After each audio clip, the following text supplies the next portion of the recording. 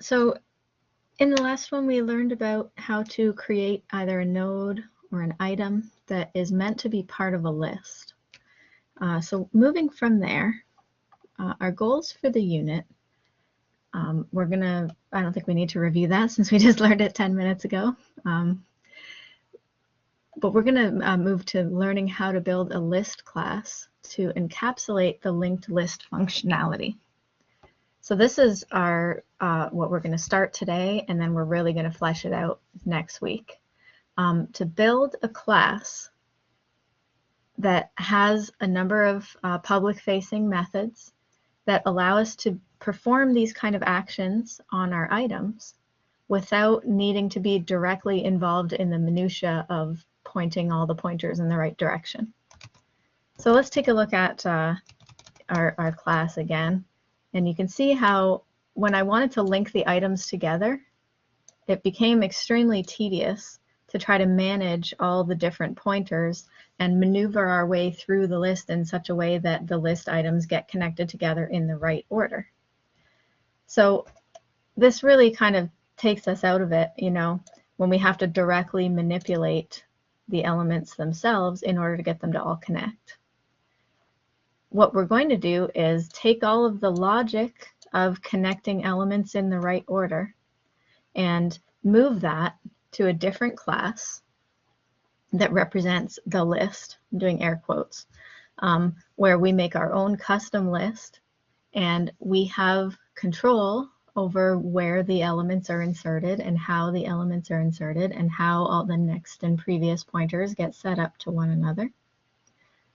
You know, which element is at the beginning, which element is at the end. You know, like I said, we do need a reference to at least one of the elements, otherwise we can't access any of the other ones.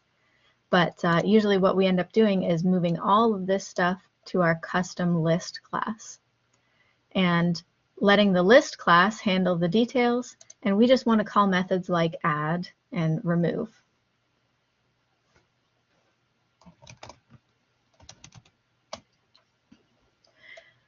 So we're going to build this abstract list. It's more of a conceptual concept that is reflected in our list class that we're going to write. So we're going to look at some different kind of options, how we can build our custom list as an extension of one of the existing list or iList type objects. But we want to make something that people want to use. So that means we're going to make it look and feel really similar to the rest of the iList things out there. We looked a lot at different kinds of lists, you know, list and dictionary and hash table and all of those things. And they all had a lot of things in common, right? They all have a count property that tell you how many items are in it. They all have an add method that allows you to put a new item in. The way it works is slightly different, but you know, the feel of how to use it is almost the same across the board. So we want to try to stick to that as much as possible. So we're going to look at some different options to build our abstract data type in a familiar way. And then part of next week's lesson is learn how to write an enumerator for our custom list so that we can use for each logic on it. The previous example, I used a while loop to iterate through the loop or through the structure that I made. But ideally what we want to do is we want to be able to use for each. But in order to use for each, we need to tell the list how to move through the items. Where do you start? How do you get to the next one? How do you know when you're done? Those three basic tenets of every loop, right? Even if you think back to way back when you learned about for loops for the first time. We have those same things, right? Where does it start? How does it move forward? When does it end? And we need to specify that in an enumerator type of object that connects to the list.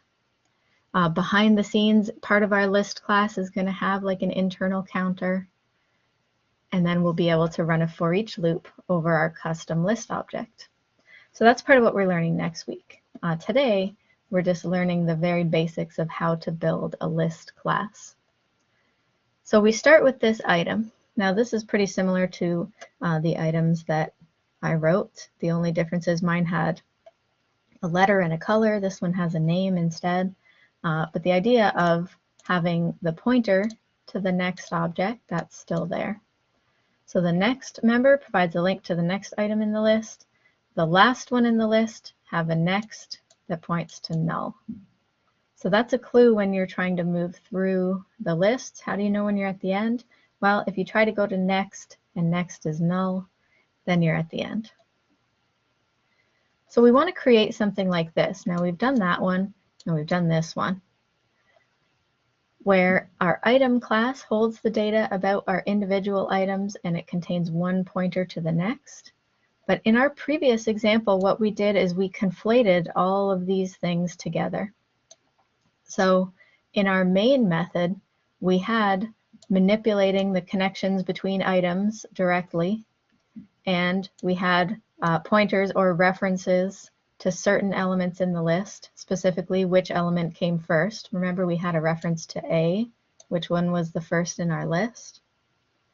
So what we want to do is we want to separate these out because it's two separate parts of logic. Our main method should just make use of a list. So we can create an instance of the list and call add functions to put new items in. But all of the details about how the items are connected to each other, that should happen somewhere else. This is part of the encapsulation, where each class is just responsible for one thing. The main method is usually just responsible for running our main code thread, providing input and output to and from the user.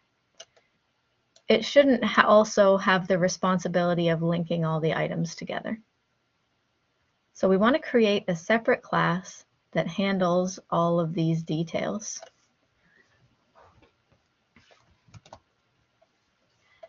So that's what we're going to work on building, starting today and moving into tomorrow. So here's the reasoning behind it, the theory. We want to hide the details of the list implementation from the main program. This is the age-old tenet that users don't need to be bothered with how these actions happen. If I want to make a list of objects, then all I want to do is create a new list and throw a bunch of objects in. I'm not too interested in how they get added or how the objects are created or how they're connected to each other or any of that stuff. Those details are somebody else's problem. Now, unfortunately, at this time, I have to also play the hat of somebody else who is in control of making the list and knowing how the actions happen. But usually, when you're sharing code libraries, you're just making use of something that somebody else wrote, right?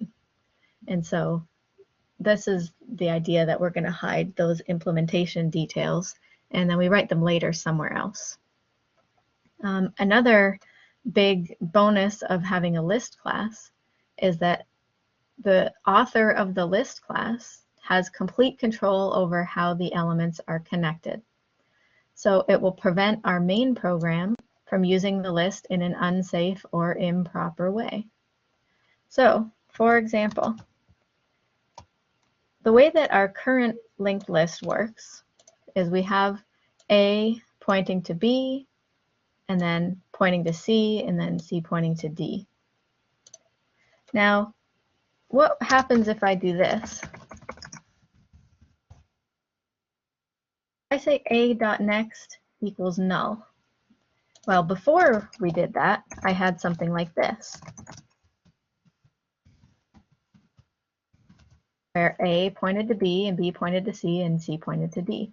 If I said A.next equals null, now I have this.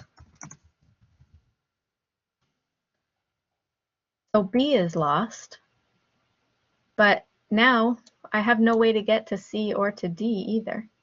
So even though C and D are still there in memory, I never deleted them, they're completely unreachable now because my only reference point was A, right? When I wanted to iterate through all the list, I started at A, and then I'm just working my way through the .next pointers.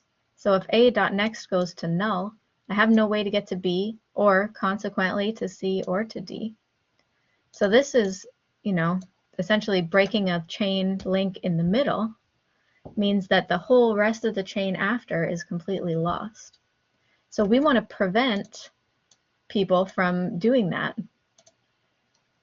If we want to remove an element in the middle, let's say I wanted to remove B,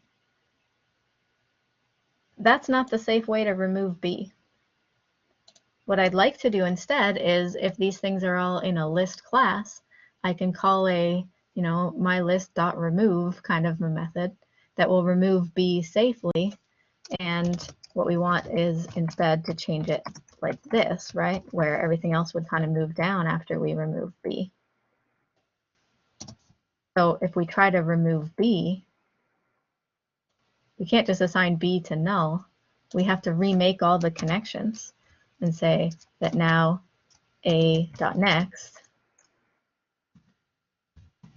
is equal to, well, what did B used to be? Well, B used to be A.next. If we say A.next, that gives us C. Again, this is a bit more complex than we want in our main method. What we want to be able to do is say list.remove B or list.remove A.next. Ideally, we would hide all of the implementation of the list, including the reference to A. And all we would have is a reference to our list. And our list would know that A is the first element, but we don't need to know that here. So we take C and assign C to the next pointer of A. And that's what would create this situation without losing the rest of the chain. Then we would just lose B.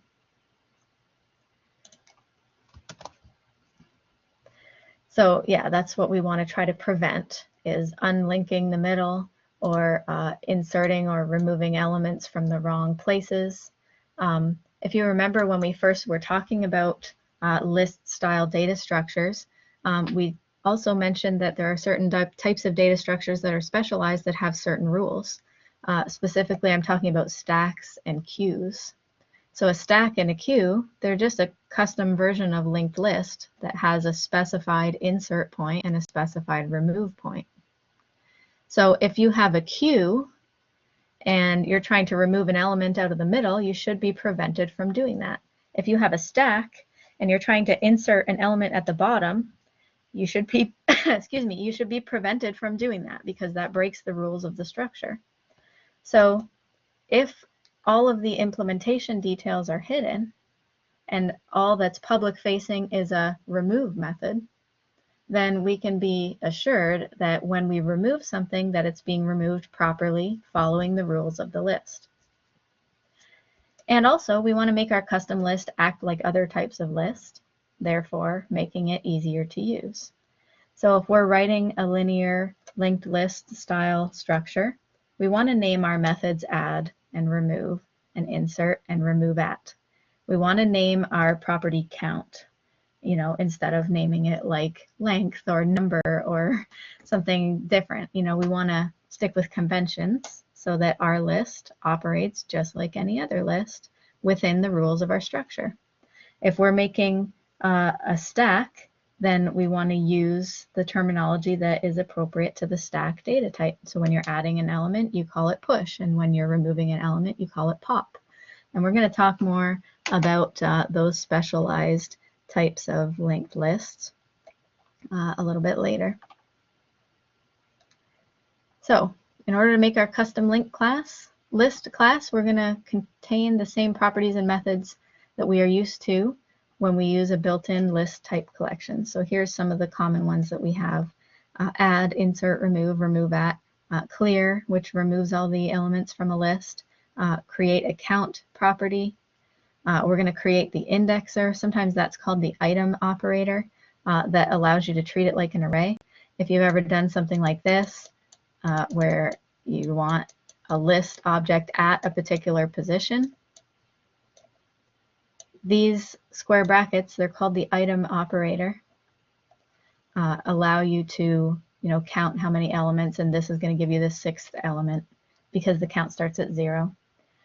Overloading any operators if you want to figure out how you're going to add lists together, how you're going to compare list, is a list equal to another list, things like that. We can overload all kinds of different operators, and also creating that enumerator so that we can say something like for each item I in my list.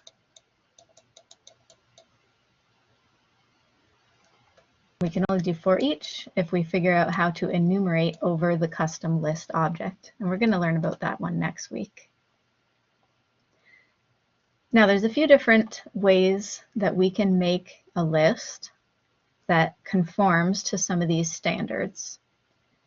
And this follows along with what we were talking about in the previous weeks when we talked about inheritance versus implementing an interface. So we have, some of those rules about inheritance and interface implementation. We're going to look one more time at inheriting from different base classes. But I'm only going to mention this briefly. But you can inherit from a base class as a starting point. So for example, you can inherit from collection. You can also inherit from list, but it's not recommended. Even Microsoft recommends against it. List is not optimized for inheritance, which means that its methods aren't virtual. It's not meant to be inherited, but you still can do it. Most of the time you can inherit from collection, and then you can use all of the existing methods from a collection class. So I'll do a quick example of that first. Let me just make some room here. I'm going to add a new class called custom list.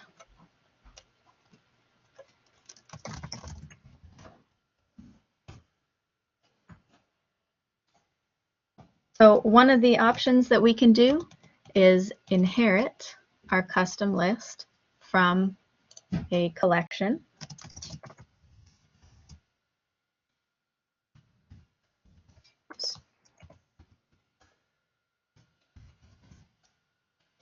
We need to make sure we got the right using statement here.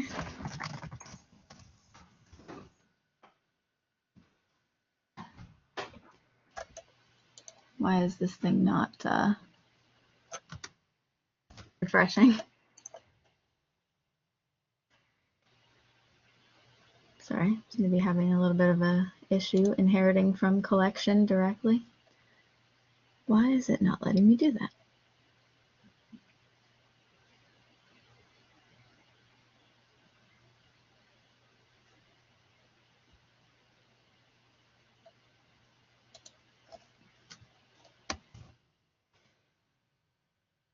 Is this just meant to be one of those things? Whoop. It's suggesting some ideas.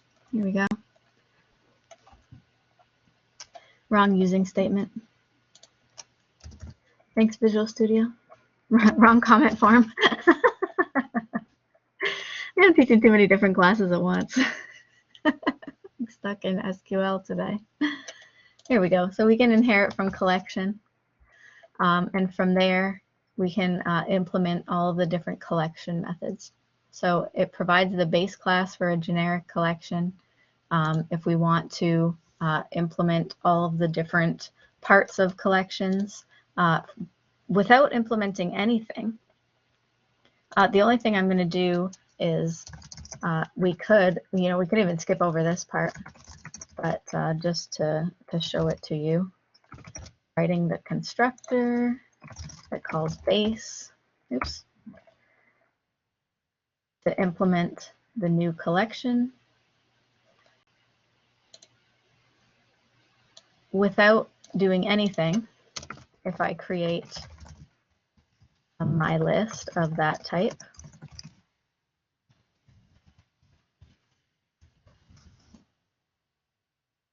you can see that it will act like a collection. So I can add, count, remove, copy, clear, all of those properties of a collection. So that's one option. Use inheritance and then just change what you don't like. If you want it to be exactly like a typical collection, except you want to add your elements at the beginning instead of the end, then all you have to do is override the add method. In here, we'll make a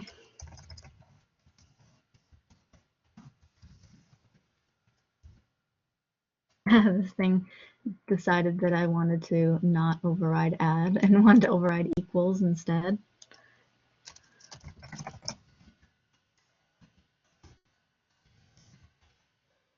But we can override if we want adding, or if we want to override how it counts or how it clears or anything like that, we can. So that is one option, is implementing from, or inheriting rather, from an existing class. However, the downsides of inheritance are you can only inherit from one base class. We learned that already before. So if we can only inherit from one base and we've already used it up, then that limits our opportunities to do other forms of inheritance in the future. Another option is we can implement an interface, either iList or iCollection. Now this might be a little bit more work, because with an interface you don't have virtual methods that you can use. All you have is method signatures, right? When you implement an interface, you have to write all the code yourself. So the downside is it's more work. But the upside is, and this is a big one, that you have complete creative control. So this one here is a big deal. You have complete control over how the list operates. And this is usually what we want. Another benefit, leaving the inheritance window open. But the difference between the two is that iCollection does not require you to create that indexer. So in the previous slide, I said about creating the indexer and treating your list like an array. If you inherit from collection, then you have to implement that.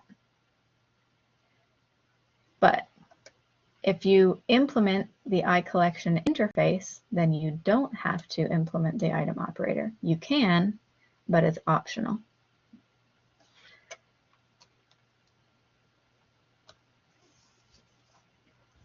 So here's the example that I just did a minute ago, that you can perform list functions by inheriting from collection.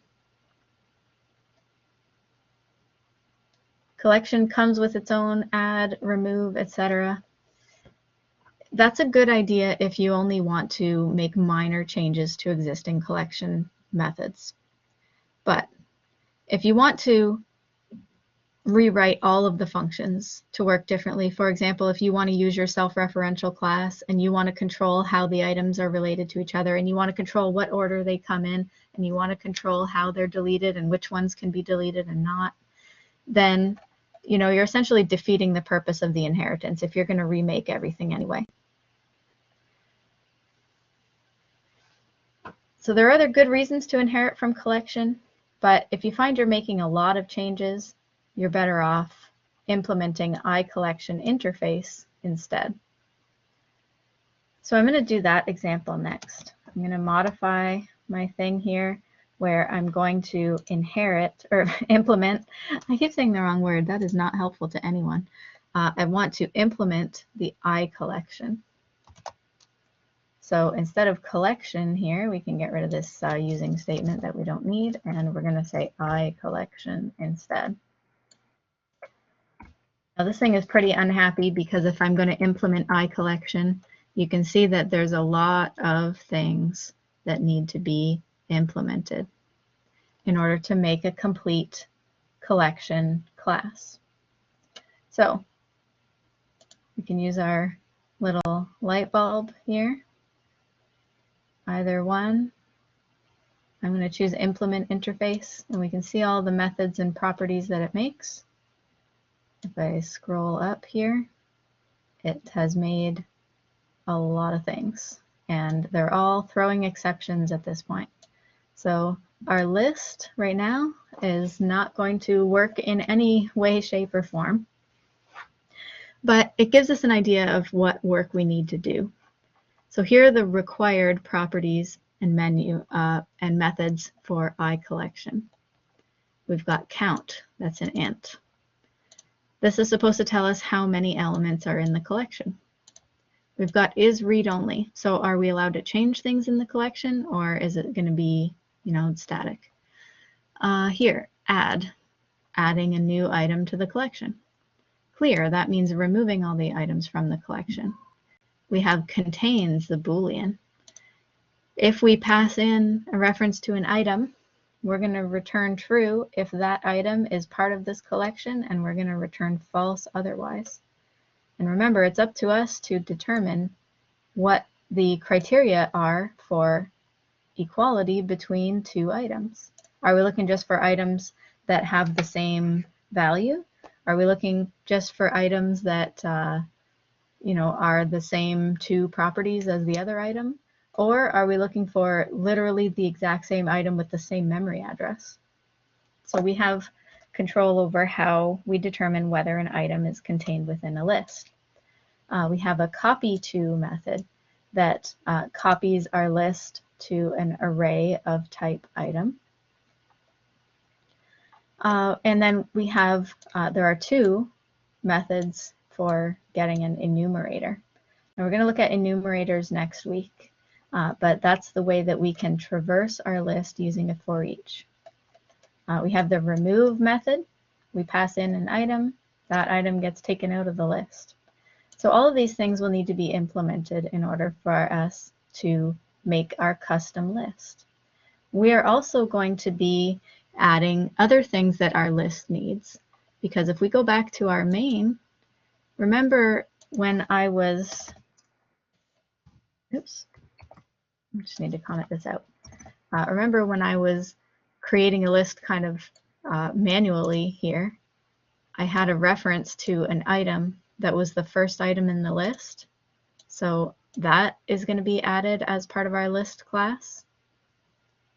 We'll still need to be able to, do a traversal like this, where we can move through and see the next item in the list.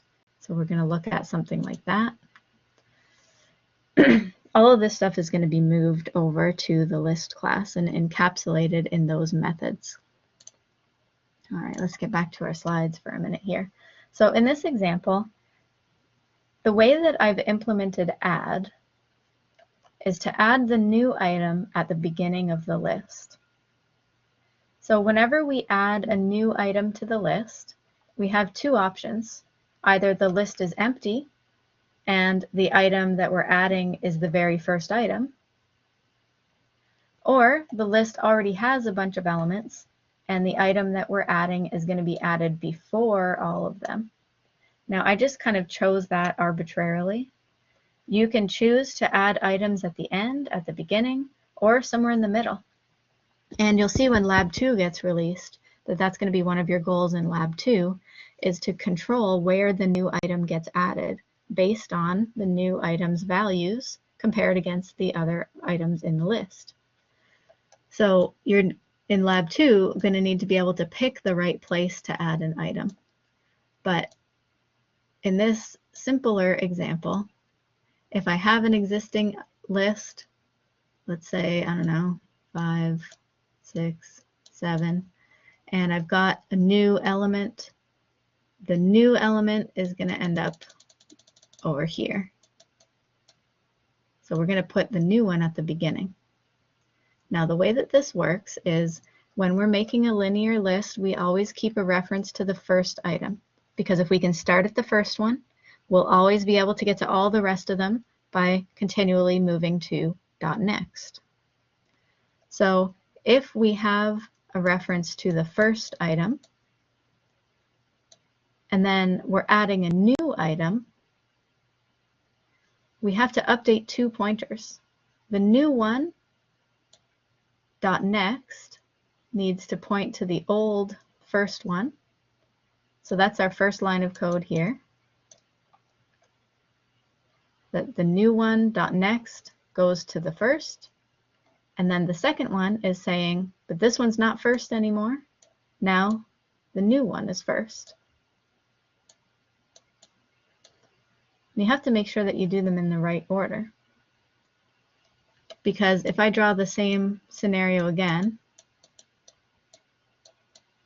where we have a list and I want to add a new element at the beginning, if I do it the other way around and change my F, my first pointer, over to this one, you can see now I've got F pointing to 4, and I have nothing at all pointing to 5, 6, and 7. So these guys are all unreachable. So you have to make sure you do it in the right order. It's just like if you've ever been rock climbing, maybe you haven't been rock climbing, but when you're doing rock climbing and you're connected your harness to a rope that's stuck to the side of the mountain, and you know this particular rope is running out and you want to go to the next rope, here's what you don't do. You don't unclip yourself from the first rope and then connect yourself to the second one. Because if you do that, there's a certain point in time where you're not connected to anything at all. And nobody wants that, because then, you know, you slip and fall off the mountain and die. What you do instead is you remain connected to the first rope. You also connect yourself to the second rope, and then you disconnect yourself from the first. That way, you're never at a point where you're kind of free falling.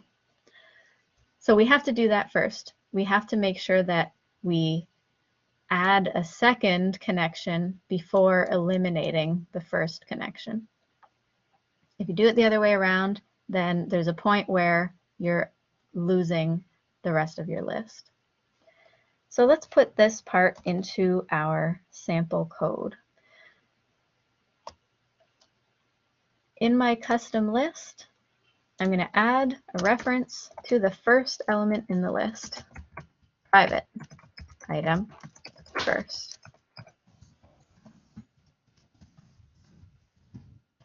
Always keep that private, because if you keep it public, if the public can modify first, then that means they can set first to null and kill your list. We don't want that. So this remains private. Now we can implement add. And when we're adding a new item, we have two options. Either the list is empty, or the list already contains some elements. Now we have to determine, are these two, you know, the same situation, or are they different situations? Well, let's do this one first.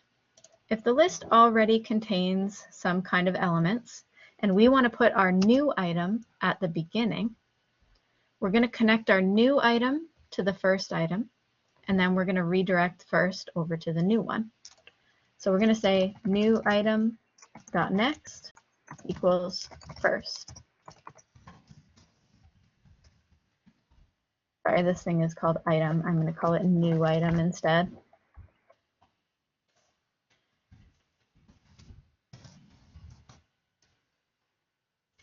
And then after that, I'm going to change my first pointer so that it points to the new one.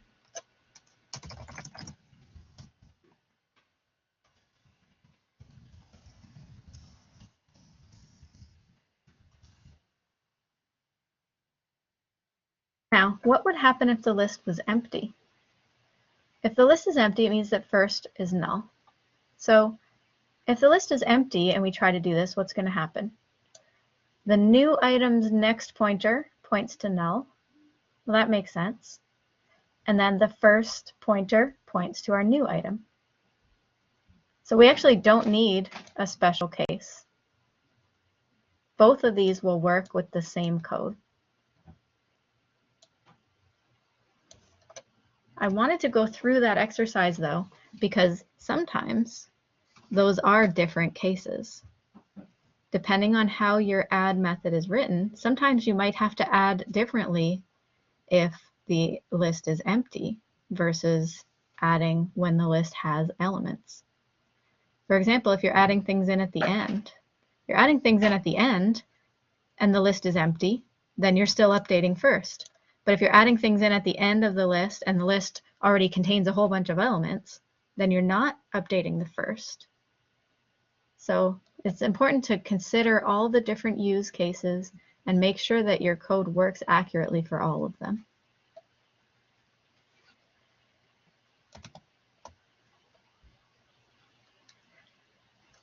So we're going to work our way through implementing iCollection. We're going to leave some of them for next week because I don't have time to go through all of them today. So the ones about enumeration and counters and things like that, we're going to leave for next time. So I'm not going to do count. Is read only by default is going to be set to false because we want to be able to add things and remove things from our list. So we're going to set is read only to false. We already did add. We can take a look at remove. Clear is very easy. Contains is fairly simple, but does involve traversing the list because we have to look at each element. Does this one match? Does this one match? Does that one match? So that one's a little bit of work. Copy to is used to copy our collection to an array. That one is a lot easier to do once we can enumerate. And then get enumerator we're going to do next week when we talk about iterating through the collection. We're also going to leave the item operator for next week. So there's a bunch of slides about item operator that we're going to look at next time. So I'm going to go back to our code and we're going to look at the is read only property. And I'm just going to set this to false. That was an easy one, right? Everybody loves it when it's that easy. Okay, what about clear? Well, how can we implement clearing the list?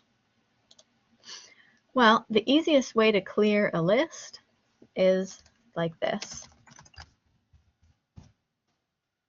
We're going to break the connection and set first to null. Because if first doesn't point to the second element, then that one's unreachable and all the other ones after it are unreachable. That is quite easy. Let's look at some of the next ones. The count property we're going to leave till next time. So let's look at contains. We already know that we've used contains in other list elements before. We know that the method should return true if the list contains a matching object. So we have two options here. We can write this directly in the implementation of the contains method and determine how to compare elements for equality. Now, my items have different properties. They don't just have this value property, but we can determine the rules for finding out whether one item is equal to another item or not. So let's take a look at our items. Our items in the list have two properties. Well, aside from the pointers. We have letter and we have back color. Those referred to those boxes that I had drawn on the slides where it said item A, item B, item C. Now, if we're looking for a particular item, what do we want to determine as the rules for equality? Are we just looking for items of the same letter? Like, are we looking like, do you have an item B? Or does it need to be an item D that is dark purple? Do the colors have to match too? And what about the next and previous? Are we specifying that it has to be an item D that is dark purple that is in the position after the C element? Or are we just looking for a D anywhere in the whole list? So, as the designers, as the analysts, that's up to us to determine how equality is measured between items. Once we figure out the rules, like for example, if I say it matches if the letters are the same, don't care about the colors, don't care about the list positions, just, if you're looking for a B, give me a B. If we determine that that's the rule, then we have two different ways to implement it. We can implement it directly in the contains method. That's kind of the cheat way, where we're going to look at, eventually we're going to look at every element, but it would be something like this. If current dot, I can't code it that way without specifying what current is. We need to iterate through the list.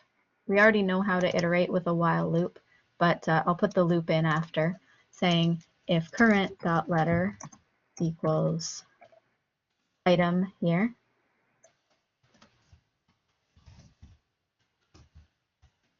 dot letter, return true, otherwise return false. So that's one way that we could write contains. We can write the comparator right in the contains method. That's not my favorite way though, because here we've got logic that pertains to the comparison for equality of two items, but we're not in the item class. The much better of the two options is something that we've actually already done before. Have item responsible for its own comparisons. If we have a class that represents these list items, then this class should contain everything that items can do. And comparing for equality is something that items can do against other items. So let's do this. This is much better. Implement I-equatable.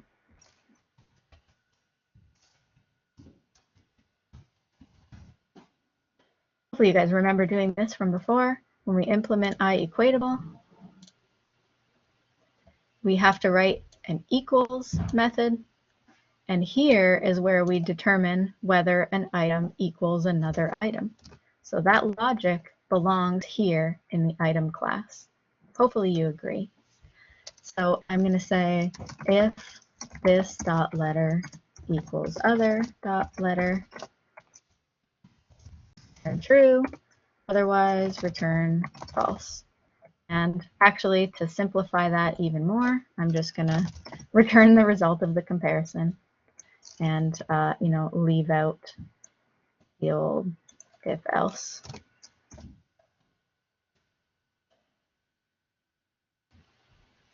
We'll perform the comparison. If they're equal, we'll return true. If they're not equal, we'll return false. Now we can make our contains method specify, use that equality comparer. And we can say if current equals the one we're looking for, or even better, return the result of the method call. Simple, simple, simple. This works to see if the item is equal to the first one. If you'll remember when we first learned about contains and using I-equatable and how contains implements equals behind the scenes of the list, this is the behind the scenes of the list. This is why we should use equals, because that's how all the other lists works. Lists compare elements using their equals method implemented from I-equatable. That's just how it works. So we want our list to perform that way as well. Now, obviously, it doesn't work if it only checks the first element. We need to iterate. So we're going to start at the first element, and we're going to do the comparisons for each element. If we find one that matches, we can return true. If we get through the entire list and make it all the way to the end with a null element and we haven't found a match yet, then we can return false.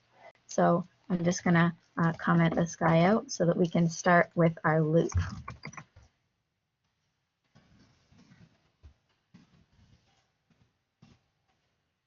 So inside my while loop, I'm going to say if current equals item, return true. And if not, then we would go to the next line, right? So I need some braces here. If we haven't found a match, then we need to go to the next one. So I'm going to move my current element to point to current.next. So if we're starting at A, and A doesn't equal the thing that we're looking for, then we're going to say, okay, now current is A.next. So current is going to be B. And we start over. B isn't null, so we're going to see if B equals the item that we're looking for. And if not, then we're going to go current.next, right? So we keep on looking. If we make it to the bottom and we haven't returned true yet, it means we didn't find a match. So we're going to return false down here. So there's our quick little implementation of contains, which makes use of the equals method in the item class, just like all the other list.contains methods that we've used in the past. So this is why it works. And this is why when you make a list or when you make a dictionary or any of those other things that implement the iList or iCollection, and I said that if you want to use contains, then your elements have to implement iEquatable with an equals method. That's how they work behind the scenes. So we make use of what we got. Okay, how much time do we have left? Do we have time to do any more of these? The rest of these slides are about enumeration. I don't want to quit the slides because there's the last one. I just scrolled too far, so sue me. This thing doesn't want to let me show the last slide. Here it is. So the slides before it were about enumerators. We're going to look at those next time. The last one that I want to look at today is customized ways of ordering a list. And this is, I think, the toughest part of Lab 2, is getting your add function. Well, you're making a queue, so technically it's an enqueue function. But you want to customize it so that the items get inserted in the correct place. You remember that one of the list types that we looked at was called sorted list. And sorted list is cool because when you insert or add an item, it gets added in sorted order without you having to do anything. You might remember we did some examples of that when I had a sorted list of strings and I added a whole bunch of random strings to the list. And when we printed it out, they were all already in alphabetical order. Sorted list is fun for that. And we can write something similar that sorts the elements on insert because we can customize the add function so that the items can get inserted in the correct place. So there's two ways you can kind of handle this, two of many possible options. Customizing the add function is option 1. So if I go back to my add function, right now my add function just puts elements in at the beginning. If I have a customized way that I want to insert elements, I have to iterate. I have to be able to compare and find the right place. If I'm looking to put this somewhere in the middle, and I want to go past the one that's supposed to be before it, but I want to check what's next to make sure that I don't go too far past where I can't go back. And then I can insert in the middle by updating the pointers on both sides. So it might look something like this. If I have a list A, B, and I'm gonna leave some space here. Let's say D, and then the list is over. So I'm trying to insert one, and the one that I'm trying to insert is C. So if I want to insert in sorted order, I've got to compare. Is A greater than C? Is B greater than C? But if I go too far and I point to D and I find out, like, shoot, D is after C, I'm not going to be able to put C in if I've already gone all the way down to D. Because if I want to put C in, I have to make some changes to B. And if I've already gone past B, remember, there's no way back. I can go B.next, that'll take me to D, but I don't have the prev to go back. So if I don't have the prev, what I need to do is I need to check A, and before I go to B, I make sure that, yes, I will want to go past B as well. Then when I check B, I also want to see, okay, what's coming up next? That one's too far, so I'm going to stay here and insert. And I have that same issue where I have to make sure I make the connections in the right order. If I want to insert C, my first step is not going to be changing B.next. Because if I change B.next and I say, okay, B doesn't point here anymore, now it points there, then what happens to this guy? There's no way back. So my goal here isn't to change that one right away. It's just like the rock climbing thing. Double connections. We want, if I'm going to insert between B and D, make this connection first. I've got 2 ropes now. I'm not going to lose my D block here because I've got 2 connections. I do this first, and then second, sever this connection and change it to there. If I do it the other way around, I'm going to lose my connection to D, and I'll never be able to get it back. So that's one thing to consider. The other option is add your items at the end of the list and then call a sort method. If you're calling a sort method, this is something that we already talked about how to do before, that if we want to be able to sort elements, we need to implement iComparable and have a compare to method. So we've done that before. We've written a compare to method. We can write a compare to method in our item class that indicates how the elements compare to each other.